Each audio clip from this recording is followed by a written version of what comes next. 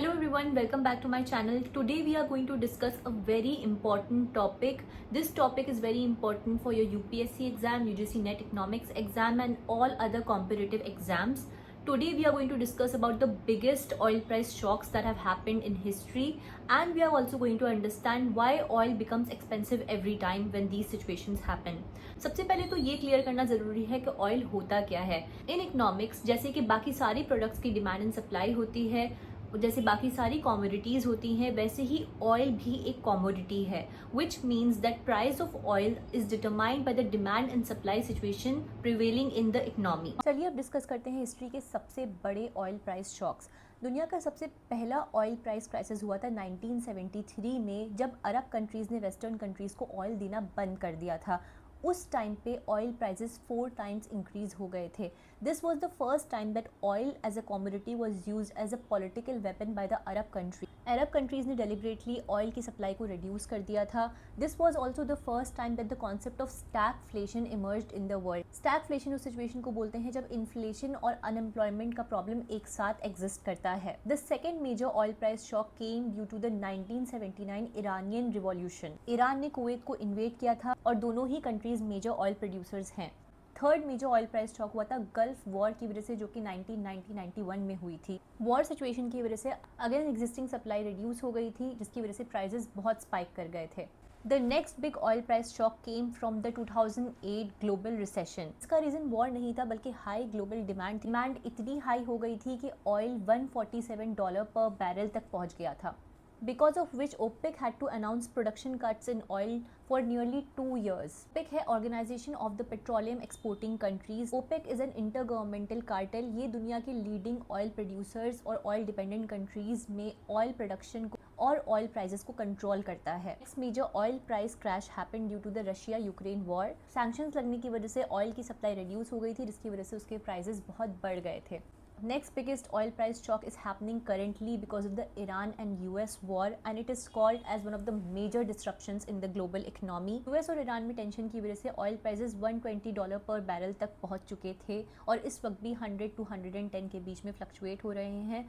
इसका prime reason है straight of Hormuz का ब्लॉकेज। स्ट्रेट ऑफ हॉर्मूज से 20% ऑयल सप्लाई होता है पूरी दुनिया का, और जब भी इसमें कोई डिस्ट्रप्शन होता है तो ऑटोमेटिकली ऑयल की सप्लाई कम हो जाती है, जिसकी वजह से प्राइसेस बढ़ जाते हैं और पूरी दुनिया में इंस्टेबिलिटी हो जाती है। This could be one of the most dangerous oil price shocks that has ever happened in history. But now you can clearly understand that जो अभी की ऑयल प्राइस सिचुएशन है ईरान और यूएस के वॉर की वजह से, वो पहली बार नहीं हुई है, बल्कि हिस्ट्री में ऐसे बहुत एपिसोड्स पहले भी हो चुके हैं जिसमें ऑयल प्राइस बहुत ज़्यादा फ्लक्चुएट करे हैं और ऑयल प्राइसेस बहुत ज़्यादा एक्सपोनेंशियली इंक्रीज़ हुई हैं।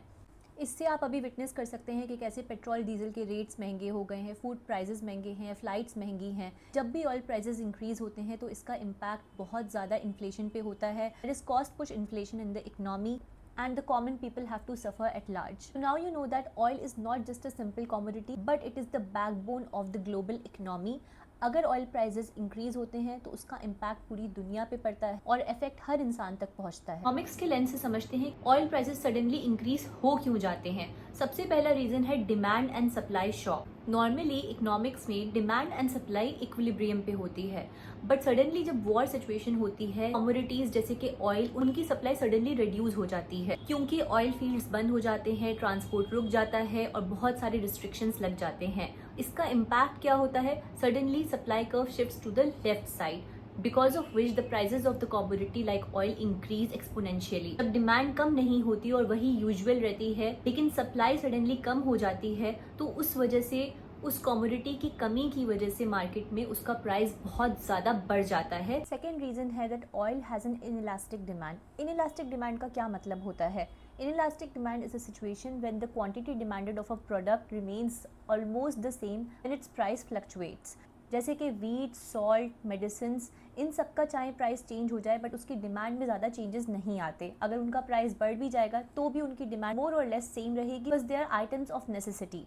इसी तरीके से ऑयल है, ऑयल का प्राइस चाहे कितना ही बढ़ जाए बट लोग उसको यूज़ करना कम नहीं कर सकते, इसी वजह से उसकी डिमांड इनइलास्टिक रहती है। थर्ड नंबर पे है कॉस्ट पुश इन्फ्लेशन। जब भी ऑयल प्राइसेस बढ़ती हैं तो ऑटोमेटिकली इन्फ्लेशन इकोनॉमी में होता है, क्योंकि फर्म्स के लिए बहुत सारी कॉस्ट्स होती हैं जिन्हें हम प्रोडक्शन कॉस्ट बोलते हैं। फॉर एग्जाम्पल फ्लाइट्स के कॉस्ट बढ़ जाते हैं, रेस्टोरेंट के प्राइसेस बढ़ जाते हैं। सबके प्राइसेस इसीलिए बढ़ते हैं क्योंकि ऑयल प्राइसेस इंक्रीज हो चुके होते हैं।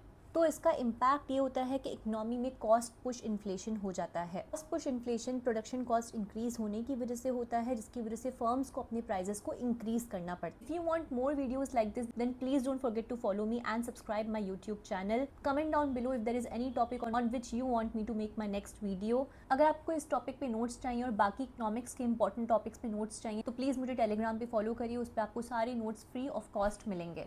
All the best.